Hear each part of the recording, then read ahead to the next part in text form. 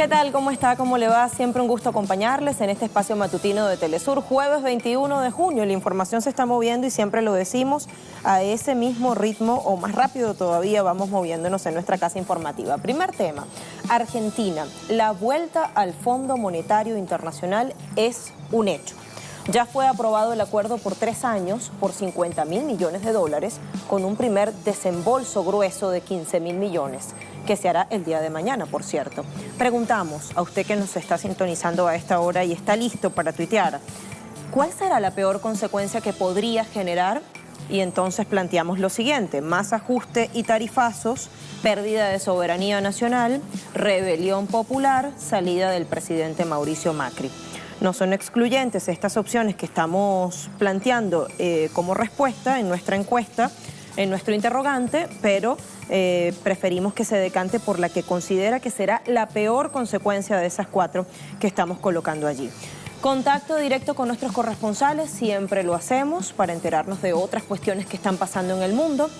Después de incontables críticas y expresiones de dolor e indignación por esas fotografías que mostraban a niños alejados de las manos de sus padres, de sus progenitores y enjaulados, cual si fueran animales domésticos, como decíamos ayer, el presidente Donald Trump tuvo que firmar una orden ejecutiva para detener esa situación, es decir, la separación de niños migrantes de sus padres cuando son aprehendidos en la frontera sur, la frontera que comparte con México.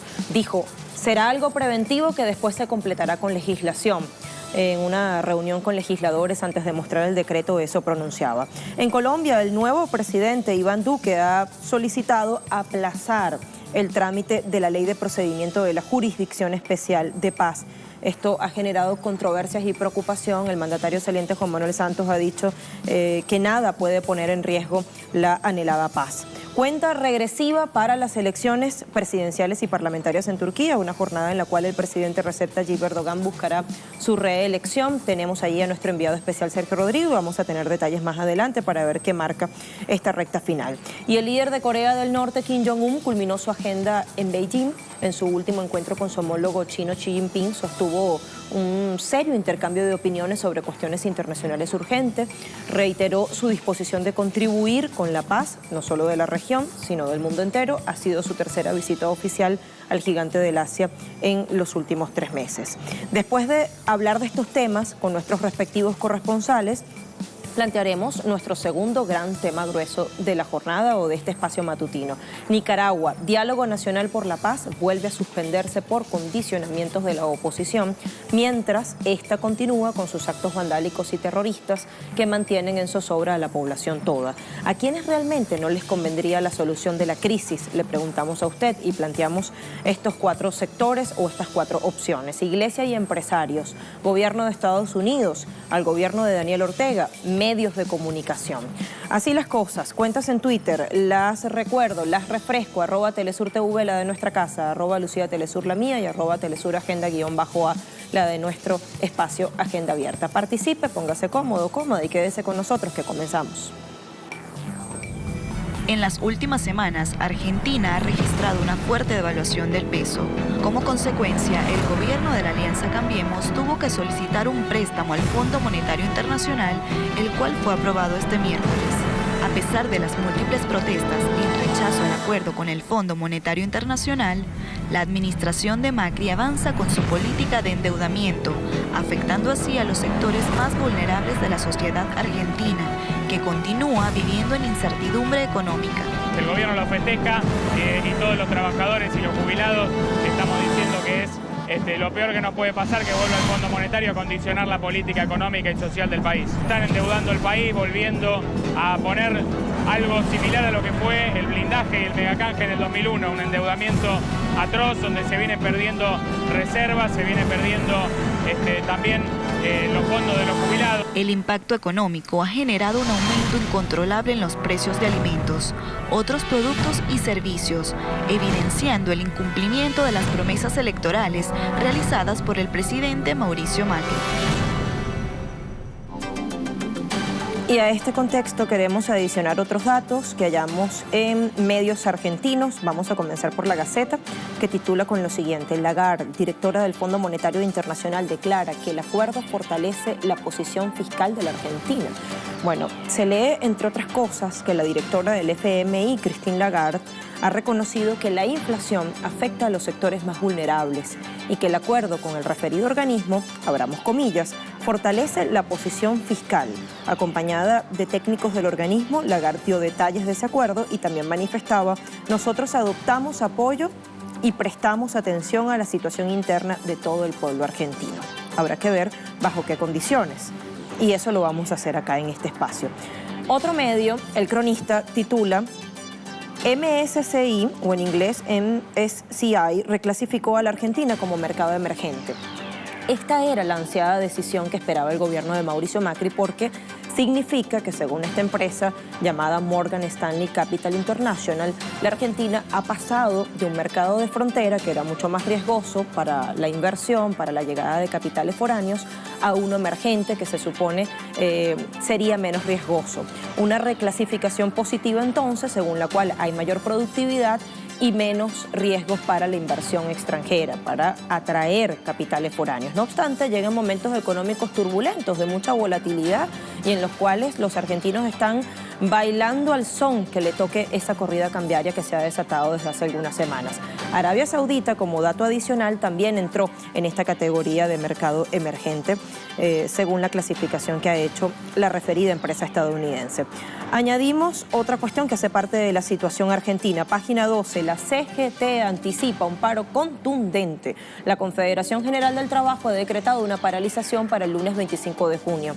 La medida de fuerza sigue sumando adhesiones de sindicatos y agrupamientos gremiales, lo cual hace prever su contundencia. Para el triunviro de la CGT, Juan Carlos Smith, la decisión llega por la negativa del gobierno a dialogar con los sindicatos, pero también porque, abramos comillas, dice: el programa económico de Cambiemos fracasó en todos los planos y porque no ha logrado controlar la inflación, poner en marcha el aparato productivo, y no se ha producido la lluvia de inversiones pronosticada, esa lluvia de dólares, de verdes, que todavía no llega. Un diálogo sin voluntad de cambio es una frustración, agrega, y reconoce en ese sentido que ha sido imposible evitar la medida de fuerza porque las decisiones que se están tomando provocan mucho crujido social, y está muy claro en los indicadores sociales y económicos. De ese crujido también vamos a hablar cuando lleguemos al análisis. Nuestra casa, para finalizar el recorrido digital, telesurtv.net, dice: de acuerdo al INDEC, un argentino necesita 19.000 pesos para no ser pobre.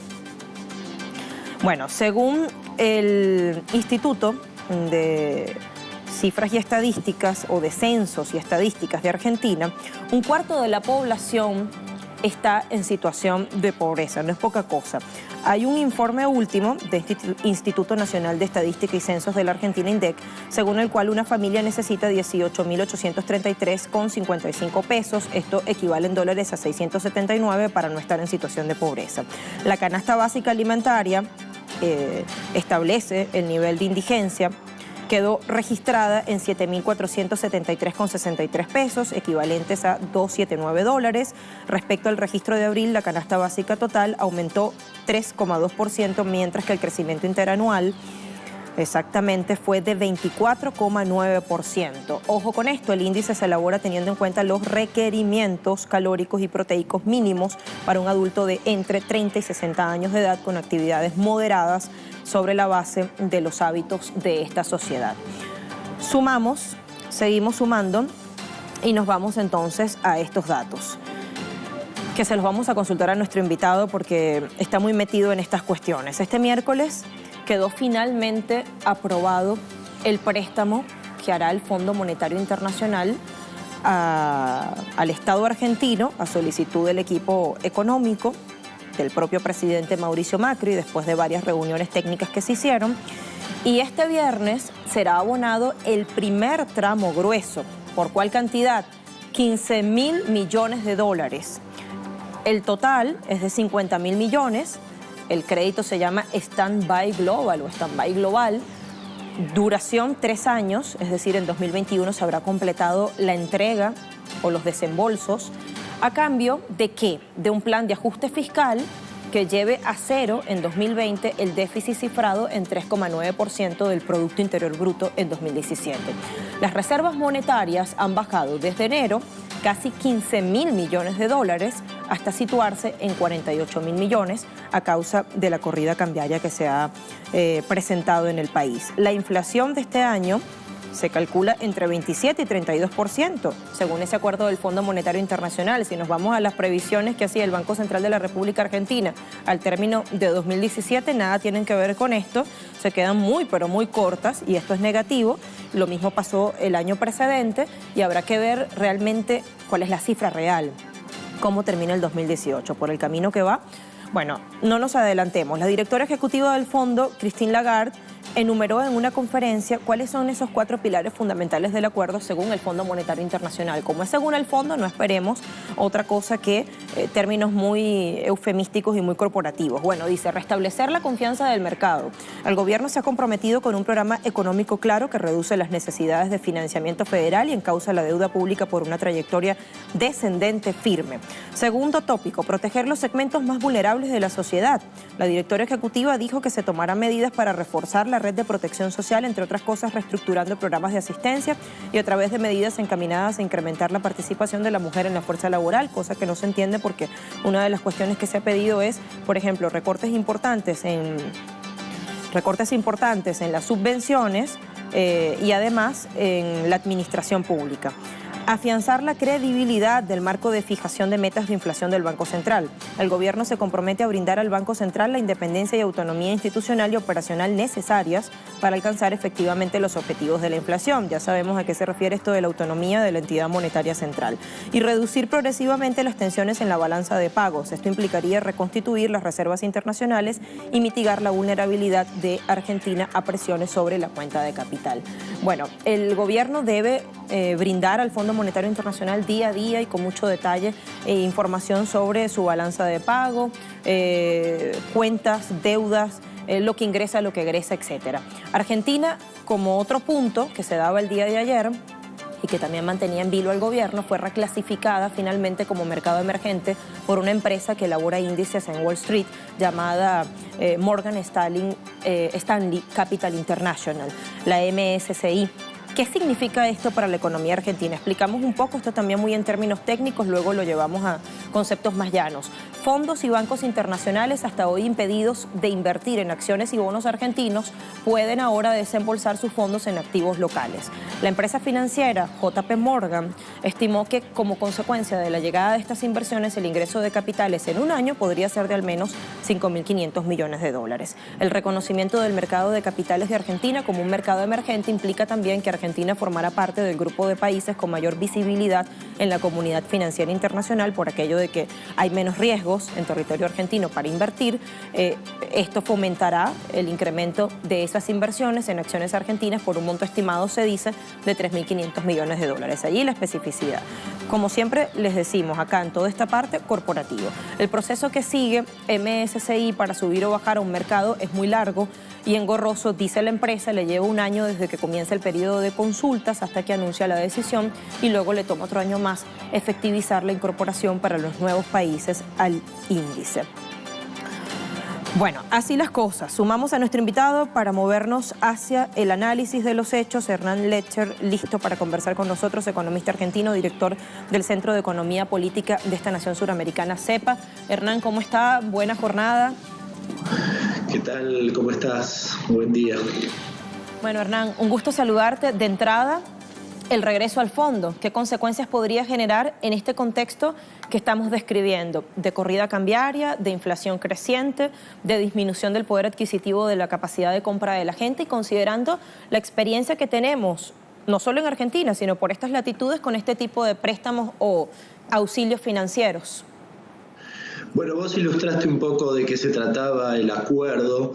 Este supuestamente nuevo fondo lo que hace es exigir una serie de indicadores, digamos, en materia económica y que el gobierno, en este caso el gobierno argentino, haga el ajuste donde quiera. Yo diría que hay como dos grandes ejes. Por un lado, el ajuste justamente en lo que tiene que ver con la cuestión fiscal y en paralelo la exigencia a que en el caso argentino el Banco Central no intervenga en la cotización del dólar. Con esto un poco te respondo las dos cuestiones. A ver, la cuestión cambiaria que se supone que venía a resolverse con el acuerdo con el Fondo Monetario Internacional no está resuelta, y es más, desde el lunes pasado el gobierno ha empezado a utilizar a cuenta la plata que va a llegar si todo va bien, supuestamente el día de mañana, para contener la corrida cambiaria. La plata del fondo para contener la corrida cambiaria. Es decir, estamos utilizando finalmente el préstamo del Fondo Monetario Internacional para que no se nos escape la inflación,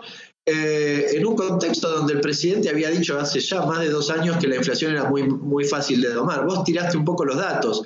Entre el 27 y el 32% se espera de inflación si todo va bien, digamos, en las condiciones en las que estamos hoy, porque nadie puede garantizar que esta corrida cambiaria finalmente no tenga un rebrote y tenga impactos de nuevo sobre la inflación. En lo que tiene que ver con lo fiscal, del 3,2 al 2,7 el recorte en relación al PBI del déficit para el año 2018, al 1,3 en el 2019, al 0 en el 2020. El recorte es fenomenal. A ver, en términos de empleo público estamos hablando de 80.000 millones de pesos. Implica no renovación de los contratos existentes, implica naturalmente la no incorporación de personal nuevo, pero implica también lo que el propio gobierno argentino mencionó como revisar posiciones redundantes, básicamente despedir gente de sectores que ellos consideran que son excesivos o que se parecen en su tarea, sus objetivos, a algún otro área. Eso es lo que nos espera. Nos espera para finales de este año un aumento de tarifas. Ustedes saben, vos sabés que ha habido aumentos, sobre todo de gas y electricidad, que supera el 1000% en los últimos 2 años. Los salarios no han superado el 80%, quiero aclarar. Bueno, arriba del 1000%, 1500% en el caso de la electricidad, por ejemplo, se espera un aumento nuevamente en octubre y noviembre, y naturalmente con este acuerdo con el Fondo Monetario Internacional, en 2019 los aumentos también se verán y serán significativos, habida cuenta de que se espera, por ejemplo, en el caso de la electricidad, un recorte de subsidios del 30%, y en el caso del gas un poco menos, del 10% de lo que había vigente a finales de 2015. Entonces, la clave de esto primero que te he preguntado, las consecuencias, está allí, más ajustes, un acuerdo que no logra resolver la corrida cambiaria, pero quiero preguntarte entonces, ¿por qué se está dando esta fuerte devaluación de la moneda local respecto al dólar estadounidense?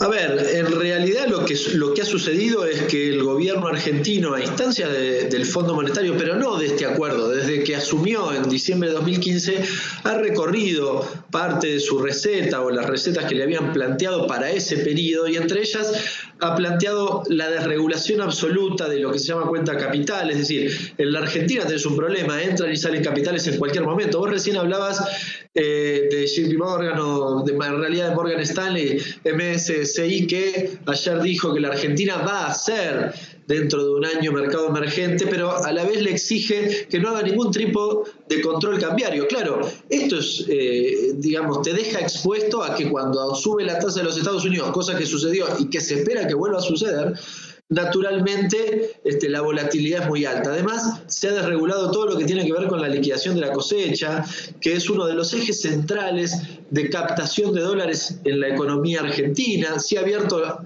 de par en par la economía argentina a las importaciones. No ha habido dinamismo de exportaciones porque es un escenario mundial que en general los países, o donde en general los países intentan un camino más bien de proteccionismo. Bueno, todo ese combo ha generado que en la Argentina quedara expuesta, dada la escasez de divisas, a cualquier andanada, digamos, o a cualquier operación cambiaria. Esto es lo que está pasando. Además de ello, hay una gran desconfianza, no ya en el conjunto de la población, que por cierto la hay, pero en los grandes jugadores que compran dólares, que son finalmente los que están haciendo la corrida cambiaria. Es decir, los bancos no le creen al gobierno, y en principio los bancos se supone que creían en el modelo del gobierno, con lo cual diría que es un problema intramodelo económico y que el propio gobierno no logra resolver. Las políticas que ha aplicado en el último tiempo, sobre todo desde el viernes para acá, que ha cambiado el presidente del Banco Central, han sido durísimas. A los bancos solo se les permite tener hasta 5% de sus tenencias en dólares. Prácticamente los obligan a no tener dólares y en todo caso invertir en bonos en dólares que emite el gobierno. Es decir, todo lo que dijeron que no había que hacerlo, lo han hecho, además de haber puesto y haber cambiado al presidente del Banco Central a contramano justamente de lo que profesan que es la independencia del Banco Central, que yo no estoy de acuerdo, pero que indefectiblemente le han mencionado en infinidad de oportunidades. Bueno, este escenario hace que nadie les crea demasiado. Además, la Argentina tiene un stock de LEVAC, de bonos del Banco Central, muy elevada. El martes se renovó un 60% de las posiciones existentes. Se cree que hay unos 100.000 millones de pesos que han ido a bonos que emitió el gobierno el día lunes, pero aparentemente hay 100.000 millones de dólares girando por allí que probablemente hoy presionen al alza en lo que tiene que ver con el dólar. Vamos a ver finalmente qué pasa, pero lo que está claro es que la corrida no está controlada. Ahora, Hernán, ayúdanos a entender esto. ¿Qué criterios aplican en ese proceso de reclasificación que hace esta compañía estadounidense Morgan Stanley Capital International, que entendemos no es un banco de inversión, no es una calificadora de riesgo? Si hay tanta turbulencia, si hay tanta volatilidad económica, ¿debemos entenderlo como una reclasificación positiva o hay algo de trampa en todo esto? Explícanos, por favor. Alguna aclaración sobre el anuncio. En realidad, lo que dijo Morgan Stanley es que la Argentina se iba a convertir en mercado emergente en el 2019, justo previo a las elecciones en la Argentina, que está recorriendo el camino, pero no lo declaró como mercado emergente, sino que lo hará, ayer lo declaró a Arabia Saudita, no a la Argentina, y lo hará dentro de un año, si todo sigue igual, dice justamente el comunicado. Y en realidad, para que la Argentina empiece con las evaluaciones, es decir, con los valores que podrían facilitar inversiones, recién va a restar probablemente al menos 6 meses después de ese momento. O sea, estamos hablando recién de 2020. Esto para ilustrar, porque en el gobierno hay una euforia que no tiene nada que ver con la realidad. Debe ser la 15ª vez que anuncian alguna cosa que supuestamente va a traer inversiones a la Argentina. Yo soy muy incrédulo de esta cuestión, además de que el propio acuerdo habla de que lo que va a cotizar en lo que Morgan Stanley, evalúe, son entre 10 y 12 acciones que cotizan en la bolsa de los Estados Unidos, con lo cual uno puede ir a comprarlas allá, no necesita ni siquiera traer las inversiones a la Argentina. Es una gran mentira que van a venir inversiones en este escenario. La otra posibilidad o ventaja que podría llegar a tener esto es que baje el riesgo país, lo cual hace un poco más barato el endeudamiento. El problema es que la Argentina no está recibiendo endeudamiento externo, habida cuenta de que, desde hace algunos meses ya se le ha planteado que por el nivel de endeudamiento y por el escenario internacional y la subida de la tasa de interés en los Estados Unidos, ese crédito ya no está disponible. Esto ha traído justamente la volatilidad que mencionaba antes en relación al tipo de cambio, con lo cual no va a traer grandes ventajas a la economía argentina, además de que, lo decía hace un ratito, el gobierno argentino ha dicho que venían las inversiones. En algún momento el propio Macri habló de lluvia de inversiones allá por 2016 y dijo que en el segundo semestre de 2016 extranjeras en Argentina, cosa que naturalmente no sucedió y no va a pasar con este anuncio. Y mientras tanto, Hernán, a la gente los números no le dan. La semana que viene nuevas movilizaciones. Este llamado a paro nacional que ha hecho la CGT, que cada vez suma más adhesiones, por lo cual se prevé que va a ser muy contundente, como reseña Página 12. Y por el camino que va, quiero preguntarte, si suscribes esto, ¿podría enfrentarse el gobierno de Macri a una situación similar a la de principios de siglo en Argentina, toda esta crisis socioeconómica colosal que sentó un precedente? La verdad es que la conflictividad ha ido creciendo y probablemente vaya a crecer en el futuro. No sé si el escenario es igual al del 2001, en el sentido de que el 2001... fue la derivación de una crisis de al menos 8 o 10 años, mientras que esta fue mucho más intensa pero más corta en plazos. De todas formas, lo que está claro es que el poder adquisitivo de los ingresos de las mayorías populares en la Argentina sufren una merma significativa. Vos recién hablabas de la inflación del 27 al 32 aproximadamente. A ver, lo complemento con el dato de la mayoría de las paritarias, 15%. Basta hacer el cálculo para darse cuenta que, diría, casi ningún gremio no va a ganar poder adquisitivo, no va a perder menos del 10%. Hace unos días solo Camioneros logró romper ese techo con un 25%, que naturalmente igual va a perder poder adquisitivo, pero es de los pocos gremios que podría decir que no le va a ir tan mal en el 2018. El resto, y sobre todo la administración pública, tienen un 15% de paritaria que ya se lo ha comido la inflación, o se lo va a comer la inflación con el anuncio que probablemente esté por encima del 3,5%, lo cual implica que en el primer semestre superes el 15%. Todo este rebrote, digamos, de lo que tiene que ver con la devaluación en este último tiempo, naturalmente se ha ido a precio, con lo cual yo hablo de estos números, quizás el 15%, el 30% de inflación. La realidad es que el argentino medio, cuando va a comprar al supermercado, tiene mucha más presión inflacionaria que esto, digamos, el aumento de los precios. En el 1 de junio, al iniciar el mes, ha habido nuevas listas de precios y probablemente lo haya el 1 de julio y también lo hubo en los primeros días de mayo, y ha sido una característica recurrente, con lo cual, sumado a los aumentos de las tarifas, yo diría que la inflación que mide el organismo, el INDEC en la Argentina, no necesariamente representa lo que están viviendo los argentinos medios y sobre todo los más humildes, con lo cual la situación es muchísimo más crítica que lo que uno podría hacer en términos de cálculos matemáticos, ¿no? Hernán, se lo preguntamos a nuestra audiencia que participa a través de sus cuentas en Twitter y dice así: la Argentina, la vuelta al Fondo Monetario Internacional es un hecho, ya fue aprobado el acuerdo por 3 años por $50.000 millones con un primer desembolso grueso de 15.000 millones, que se hará el día de mañana, viernes 22 de junio. ¿Cuál será la peor consecuencia que podría generar? Allí está el interrogante concreto, ¿cómo nos contesta nuestra gente? 54% se decanta por más ajustes y tarifazos, que va muy en sintonía con lo que tú nos respondías.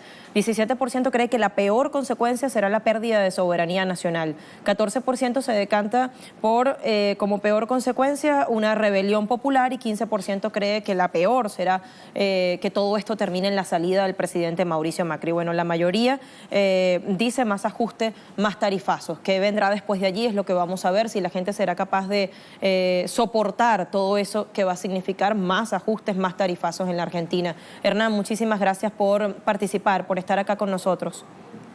Un gran abrazo para todos. Un gran abrazo de vuelta. Despedimos a nuestro invitado, economista argentino, director del CEPA. Nos quedamos con este tuit que publicaba hace algunos días: no es no, el fondo es hambre y el pueblo lo sabe. Somos nacionales porque defendemos el interés de la patria, somos populares porque velamos por las necesidades del pueblo. Patria y pueblo son lo mismo y están en peligro con este acuerdo que se ha suscrito con el Fondo Monetario Internacional. Así cerramos este tema. Nos vamos ahora a mirar imágenes muy lindas que año a año nos llegan. Bolivia celebra la llegada del nuevo año andino amazónico. Es el número 5526. Y como suele ocurrir, y por eso es que es tan lindo, se dan ceremonias ancestrales en simultáneo en 200 sitios sagrados de este estado plurinacional. Esto lo informaba la ministra de Culturas y Turismo, Wilma Alanoca. Decíamos, son 200 sitios sagrados en toda la geografía boliviana. Allí vemos al presidente Evo Morales. El solsticio de invierno es bastante gélido, pero todos se preparan con mucha fe, con mucha energía para dar la recibida, para dar la inauguración al nuevo año andino amazónico. En este caso es el 5526. Bueno, manifestó la ministra, para ir aportando algunos otros datos que vamos combinando con estas imágenes muy lindas, que entre esos lugares hay 13 nuevos que a partir de esta gestión se incorporan al recibimiento del Wilcacuti, el retorno del sol. Y, por ejemplo, está Puerto Pérez, Mocomoco, Calamarca, también destaca Corocoro, en La Paz, Caracollo, Eucaliptus y Humala en el departamento de Oruro, San Benito y Sacaba en Cochabamba y San Borja en Beni. Estos son los lugares que se incorporan a estos actos tan bonitos que encabeza el presidente del Estado Plurinacional de Bolivia junto a comunidades originarias, junto a las distintas etnias, culturas que hacen parte de este Estado. Por algo se le llama plurinacional, que combina la diversidad y que la acepta incluso constitucionalmente, o incluso no, por sobre todas las cosas constitucionalmente. Bueno, con esas imágenes nos vamos a nuestra primera pausa en Agenda Abierta. Me viro por aquí.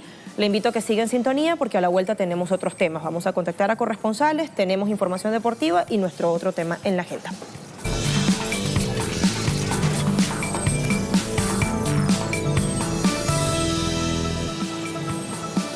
Seguimos en nuestra agenda abierta. Me voy de una vez al encuentro de nuestros corresponsales. Como primera noticia, esto que se daba ayer en horas de la tarde, el presidente de Estados Unidos, Donald Trump, después de tantas críticas y presiones, tuvo que firmar una orden ejecutiva para detener la separación de niños migrantes de sus padres cuando estos son aprehendidos en la frontera sur, es decir, en ese espacio limítrofe que comparten Estados Unidos y México. Con Alina Duarte vamos a tener detalles de qué va este decreto, qué repercusiones, qué pronunciamientos se generan. Hola, Lina. Hola, ¿qué tal? Muy buenos días. Así es, este miércoles fue el presidente Donald Trump acompañado del vicepresidente Mike Pence y la secretaria de Seguridad Nacional Kirstjen Nielsen, quien firmó una orden ejecutiva para mantener la unidad familiar en las fronteras.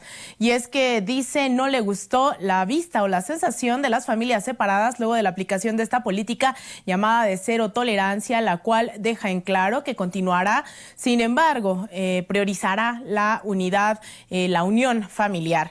Es en este documento, que es bastante ambiguo, que las familias serían detenidas juntas cuando corresponda y de conformidad con la ley y los recursos disponibles. La acción del presidente también ordena al fiscal general Jeff Sessions acudir a los tribunales para renovar el acuerdo judicial de 1997, conocido como Flores, que actualmente prohíbe la detención de niños migrantes por más de 20 días. De darse una batalla legal exitosa, esto podría derivar en que los padres de los detenidos con sus hijos sean o al menos estén juntos hasta que se hayan completado los procedimientos jurídicos. Recordemos que esta es una acción que toma luego de la presión nacional e internacional, también de estas movilizaciones en diferentes ciudades, no solo de Estados Unidos, sino en el resto del mundo, condenando la separación familiar y después de ver estas imágenes de prácticamente lo que han denominado campos de concentración de niños metidos en jaulas metálicas.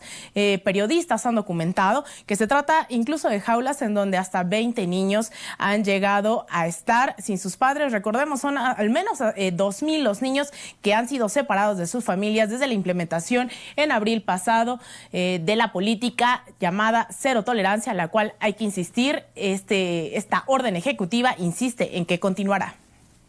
Gracias, Alina. En Colombia, mucha polémica, mucha incertidumbre, mientras el presidente Santos tuitea cuestiones como la paz no se puede ir de vacaciones, no le podemos fallar a las víctimas. El nuevo presidente, el mandatario electo, Iván Duque, ha dicho que aplazará el trámite de la ley de procedimiento de la Jurisdicción Especial de Paz. Esto ha generado controversias, mucha preocupación. Con Paola Fernández vamos a tener otros detalles. Hola, Paola.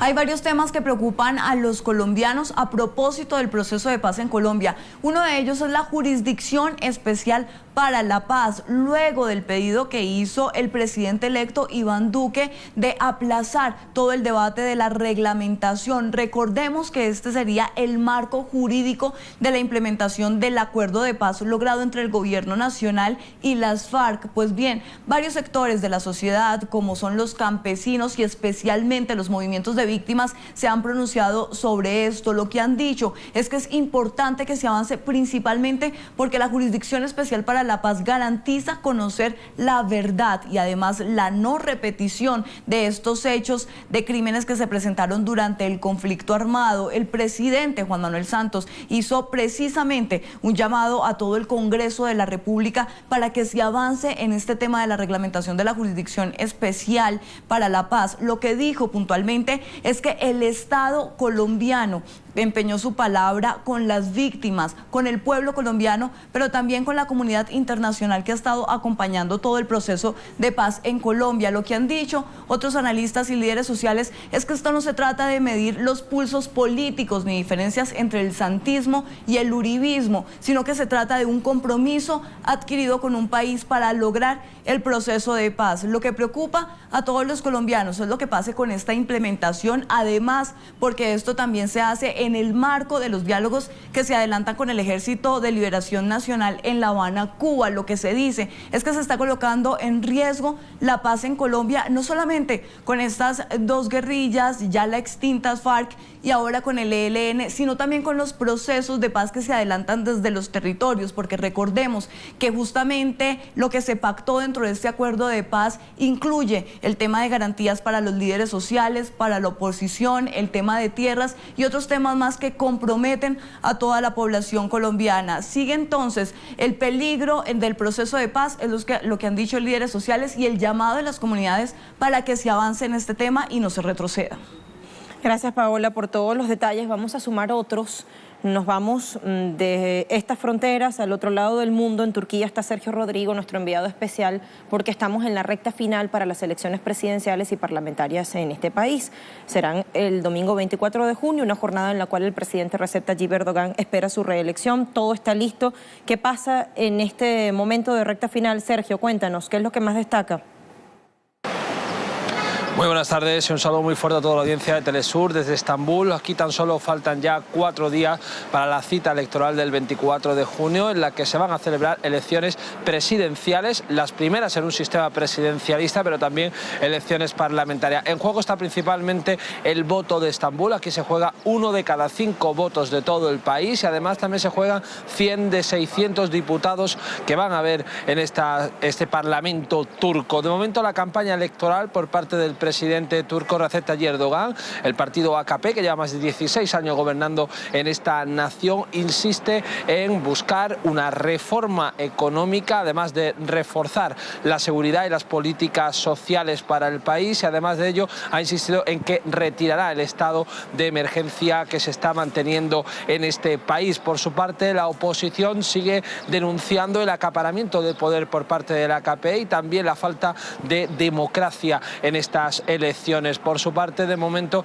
habrá que saber qué ocurre el próximo día 24, porque de momento las encuestas siguen dando un 50-50 entre ambos bloques y no se sabe qué va a ocurrir, pese a que el presidente Erdogan necesita el 50% más 1 para volver a obtener la presidencia en esta república. Gracias, Sergio. Y ahora me muevo hacia la República Popular China. Está Isaura Díez, también preparada para contarnos detalles de la agenda bilateral que desarrollaron juntos el líder de Corea del Norte, Kim Jong-un, y su homólogo chino, Xi Jinping, en un último encuentro de esta tercera visita oficial que hace en apenas 3 meses Kim Jong-un. Hablaron ambos mandatarios de cuestiones urgentes internacionales y allí hablaba nuevamente de la paz y su compromiso con ella. Isaura. Sí, gracias, colega. Buen día para ti, buen día también para todas las personas que se informan con nosotros a esta hora a través de la señal de Telesur. En efecto, el líder de Corea del Norte, Kim Jong-un, finalizó su visita oficial a China, durante la cual prometió trabajar con funcionarios chinos para asegurar un verdadero proceso de paz en la península. Kim Jong-un se reunió con Xi Jinping, intercambiaron opiniones acerca del tema de la desnuclearización y también sobre el estado actual de la cooperación bilateral. En ese sentido, Xi Jinping enfatizó que ha iniciado un nuevo camino para la cooperación entre los dos países y que los consensos alcanzados entre Corea del Norte y China se van aplicando gradualmente. De la misma forma, aseguró que China se encuentra en un proceso de rejuvenecimiento nacional y que el socialismo con características chinas ha empezado una nueva era, unido el pueblo junto con el Partido Comunista. En ese sentido, está dispuesto Beijing a compartir sus experiencias con Corea del Norte para asegurar un futuro mejor para el socialismo de los dos países. Por su parte, Kim Jong-un agradeció los cuidados afectuosos de China con respecto a Corea del Norte y dijo que ambos países son como una familia que se ayudan unos a los otros.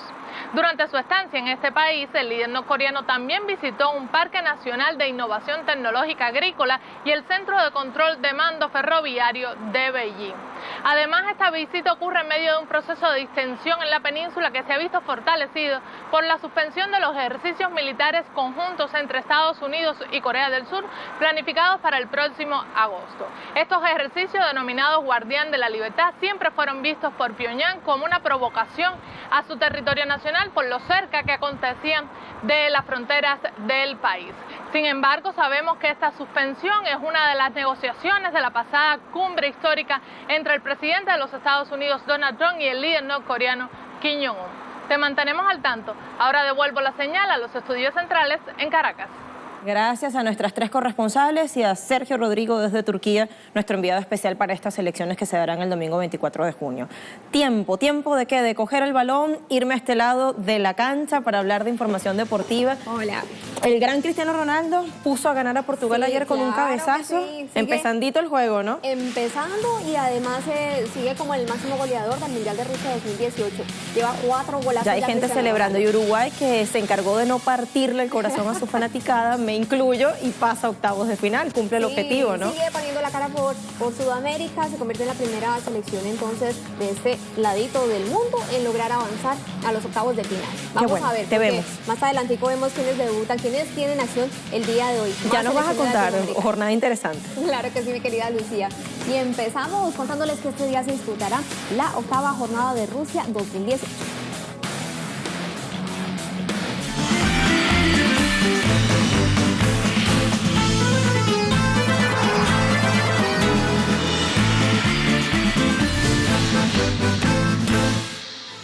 La 8ª jornada empezará en pocos minutos, pero los juegos del miércoles dejaron mucho para el análisis de Diego Armando Maradona y de Víctor Hugo Morales por Telesur en el programa De la Mano del 10. Armando Maradona alabó el juego de la selección uruguaya tras la victoria de este miércoles por la mínima ante Arabia Saudita. Uruguay lo vi bien paradito, sin arriesgar absolutamente nada. El gol de Suárez lo tranquilizó. Nos puso mejor en cancha. Creo que también había jugadores de Uruguay que cuidaron el físico para el próximo partido, pero cada vez el gol viene más grande. Maradona afirmó que el delantero Cristiano Ronaldo fue clave en el triunfo de Portugal ante Marruecos por la segunda fecha del Grupo B. Que nadie puede parar, y aparte me parece que se puso en la cabeza de ser goleador y de cuidarse, y me parece que hizo un poco de eso, ¿no? Lo que usted decía anoche, se lo toma en serio. Se lo tomó en serio y cuidado.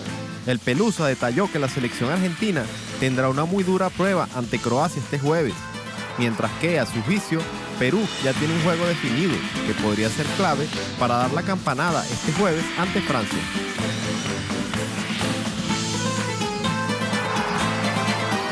Acción tenemos este jueves por cuenta de las selecciones suramericanas, y otra precisamente de estas selecciones que estará en acción pues será Argentina, combinado que tendrá como rival a Croacia. Paulo Dybala señala lo que sucedió con Islandia, pues dice que ya quedó atrás y que este será un partido distinto. Trabajando como lo hicimos, como dije recién, olvidando lo que pasó, porque tratamos siempre de exprimir nuestro juego, nunca cambiamos, entonces tratar de hacer lo mismo contra Croacia. Yo creo que va a haber también mucho más espacio y eso nos va a favorecer por la técnica de jugadores que tenemos, entonces cuando recuperemos la pelota no vamos a encontrar un rival tan cerrado como Islandia. Ahí teníamos entonces Argentina, esa lista. Vamos a ver qué pasa, porque también tenemos juego de Perú en esta jornada, mi querida Lucía.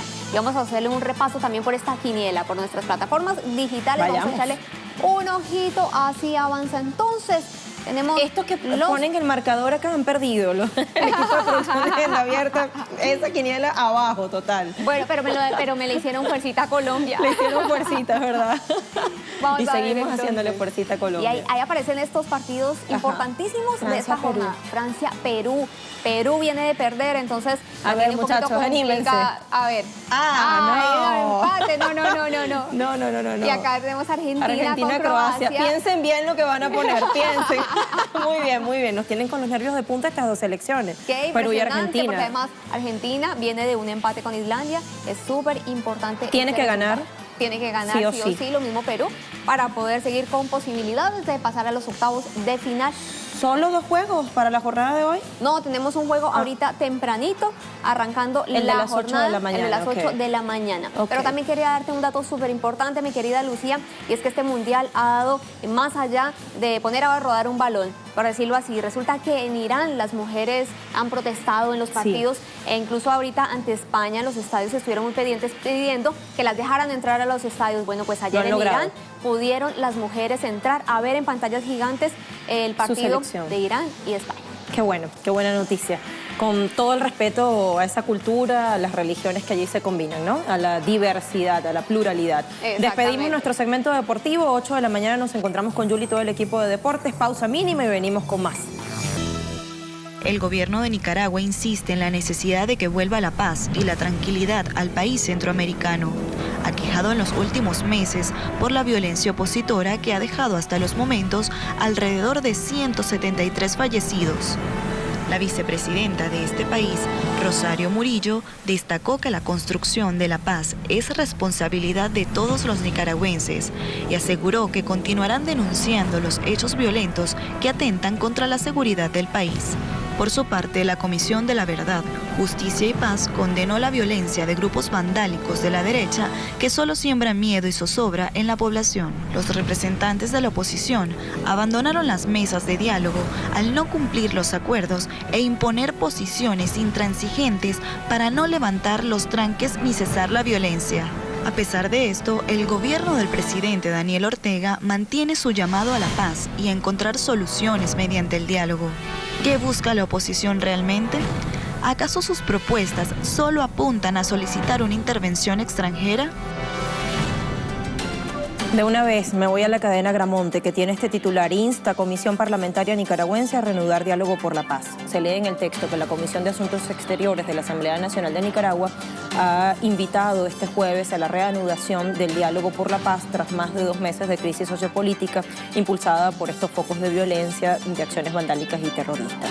La comisión ratificó su respaldo a una solución pacífica de la situación que está atravesando el país a través de la implementación efectiva de conversaciones entre el gobierno, gremios estudiantiles, cámaras empresariales, sindicatos de trabajadores y sociedad civil. Hispan TV tiene en su portal Gobierno de Nicaragua a oposición, entre signos de exclamación: basta ya de violencia. La vicepresidenta Rosario Murillo reafirmó la necesidad del cese de todo tipo de violencia. Abro comillas: la primera prioridad es la paz y la reconciliación. Miembros de la Comisión de la Verdad se mostraron preocupados por los niveles violentos registrados por sectores de oposición. Tras anunciar su abandono de las mesas de diálogo, la alianza opositora exigió la presencia de representantes de la Organización de Naciones Unidas, Corte Interamericana de Derechos Humanos y Unión Europea. Y termino en casa. telesurtv.net titula: Nicaragua prevé sancionar a extranjeros que infrinjan la ley. La Dirección de Migración y Extranjería hizo de conocimiento público que todo extranjero residente en la nación que incumpla la Constitución política e intervenga en asuntos políticos podría ser sancionado. La directora de la Escuela Nacional de Migración, Lucrecia Hernández, decía que darán cumplimiento al artículo 27 de la Constitución Política y el artículo 38 de la Ley General de Migración, que refieren los derechos y sanciones para extranjeros que residen en la nación e incumplan con lo que establece la legislación vigente. Sumo datos, uno solo más. A ver, desde el 18 de abril comenzaron las protestas en Nicaragua, esa fue la fecha exacta. Veamos en cifras lo que lamentablemente ha dejado todo este fenómeno de destrucción, de vandalismo, de acoso a la ciudadanía y además de irrespeto, ¿no?, a los derechos fundamentales. La Comisión de la Verdad, Justicia y Paz asegura que del total de víctimas fatales, 156 son hombres, 6 mujeres, 11 menores de edad. La mayoría, 95 exactamente, perdieron la vida en la capital, en Managua. Bueno, así las cosas. Sumo para el análisis a Adolfo Pastrán, periodista y analista político, y me voy moviendo a este lado del estudio donde acostumbramos a hacer nuestro intercambio. ¿Cómo está, Adolfo? Bienvenido a Telesur, Agenda Abierta. Mucho gusto de escucharlo desde Managua esta mañana. Un gusto también tenerle en nuestro espacio. Quiero primero preguntarle, ¿suspensión del diálogo, abandono del diálogo? Son dos palabras muy distintas y la connotación cambia radicalmente las cosas. ¿Qué es lo que ha pasado esta vez?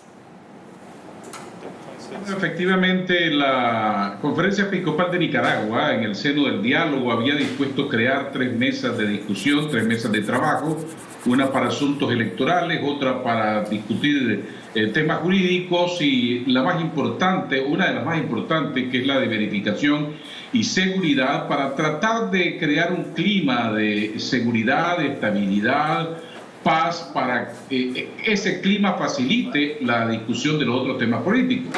La oposición llegó en la última sesión, no quiso que se instalaran las mesas, exigiendo que se invite de previo al Alto Comisionado de las Naciones Unidas, la Unión Europea y la Comisión Interamericana de Derechos Humanos, que ya había sido invitada y que ya está lista para venir a Nicaragua la próxima semana, y eso trancó o entrabó el diálogo. Ya el gobierno de Nicaragua ha cumplido con las demandas y propuestas y acuerdos del diálogo. Ya se invitó a estos 3 organismos. Falta que, de acuerdo a sus protocolos y procedimientos internacionales, ellos decidan cuándo van a venir a Nicaragua. La CID, sin embargo, ya anunció que viene la próxima semana, y eso va a ser importante, o es un paso trascendental para que se esclarezca todo esto de las muertes, heridos, destrucción a la propiedad pública y privada, y que se determine a qué bando, qué color político tienen las víctimas. Lamentablemente, pues ha fallecido tantas personas como producto de estas jornadas de violencia. Ahora estamos esperando que los obispos de la Conferencia Episcopal decidan si regresamos a las mesas de trabajo para instalarla, o nos llama a un plenario para conocer de cerca de estas invitaciones que el gobierno de Nicaragua ya ha hecho a estos 3 organismos. Llama la atención, bueno, pero no sorprende al mismo tiempo este análisis de medios. Fíjese los titulares. Nicaragua sometida a 2 meses de terror con represión gubernamental, a pesar de todos los videos que hemos visto en redes. Y a muchos le han bloqueado cuentas, incluso por lo fuerte que son las imágenes, ¿no? Embajador de Estados Unidos ante la OEA verifica graves violaciones en Nicaragua. Y allí se personaliza en la figura del presidente Daniel Ortega toda la violencia que se ha cometido contra el pueblo. Luego, Daniel Ortega desata su furia asesina en Masaya. Esto nos dice por dónde van los medios y de qué lado están. ¿Realmente lo entiende así la gente? Bueno, la opinión pública, y diría que la sociedad nicaragüense está fraccionada, está dividida. Es evidente que hay un sector que está protestando contra el gobierno, pero que también hay un sector que está a favor del gobierno, que son simpatizantes sandinistas y población en general, cansada de que está prácticamente rehén en algunas ciudades en donde no puede salir, movilizarse libremente como lo garantiza la Constitución, porque los tranques se los impiden. Esa es una posición de fuerza de los sectores de oposición que quieren llegar precisamente con fuerza a la mesa del diálogo para exigir un adelanto de las elecciones y cuando más una renuncia del gobierno, que no está eso en la mesa de discusión en este momento en el diálogo nacional. Los titulares, evidentemente, los medios están muy polarizados en Nicaragua, y también medios internacionales que están contribuyendo a esa polarización con ese tipo de titulares, y todo eso busca crear un estado de opinión para exigir la renuncia del gobierno, responsabilizándolo directamente de toda esta violencia. Eso es parte de estas presiones que estamos viviendo en Nicaragua. Sí, hay un claro sesgo informativo. Quiero preguntarle, hoy día, ¿qué están argumentando estos grupos violentos focalizados en algunos lugares estratégicos del país? Porque los argumentos de la primera etapa de esta crisis, de estas protestas, han quedado sin efecto porque varias de las peticiones fueron cumplidas y algunos de los cambios que se querían hacer desde el gobierno quedaron sin efecto por todo lo que esto generó. Entonces le pregunto, ¿qué están argumentando estos grupos violentos? ¿Cómo es que quieren que salga así por así un presidente que fue electo en urnas con más del 70% de los votos? Bueno, aquí hay una diversidad de intereses que se han juntado, organismos sociales, grupos y movimientos políticos de oposición. Evidentemente que aquí la oposición quiere tomar el poder que no ha podido ganar en las urnas o en las elecciones en años anteriores al Frente Sandinista. Han aprovechado esta situación de reclamos sociales justos de la población con respecto a lo que era la reforma al sistema de pensiones y están aprovechando para tumbar el gobierno por la fuerza. No quieren esperar las próximas elecciones previstas en la Constitución para el 2021. Por eso estamos ahora en el diálogo buscando una salida pacífica, pero dentro del marco de la Constitución y la institucionalidad del país.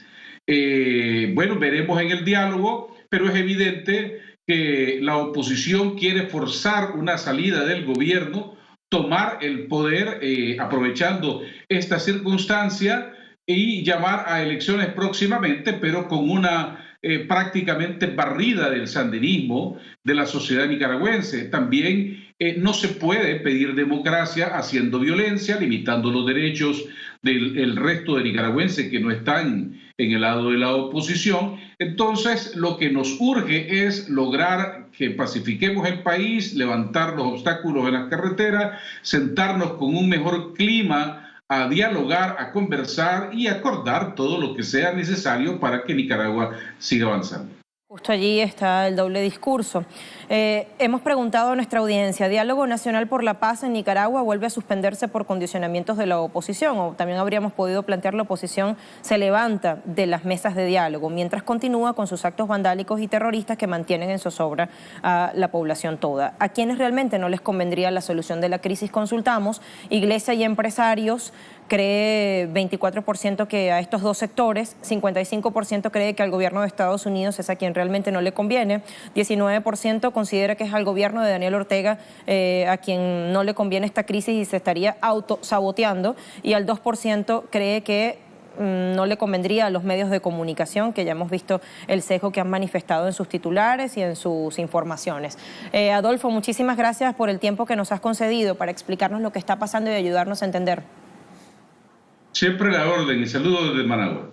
Regresamos al saludo. Un abrazo caluroso en esta mañana de jueves 21 de junio. Adolfo Pastrán, periodista y analista político. Habrá que ver entonces cuál es el desenlace de esta situación. Se actualizan las cifras. El guión idéntico al que se aplicó en Venezuela hace algunos meses, con algunas actualizaciones y adaptaciones, ¿no? No solo en Venezuela, sino que también se ha visto en otras partes del mundo, sí. Lucía. Es la llamada una revolución de color que también han querido imponerle a los pueblos, y realmente cuando las cosas no son reales, no fructifican. Así que así es la naturaleza, así es la vida, también así es la política. Te saludo, buena mañana. Muy buen día, un placer. Suerte con las informaciones. Gracias, Chao. Lu. Buenos días, amigos televidentes. Tiempo de noticias en Telesur. Comenzamos con titulares.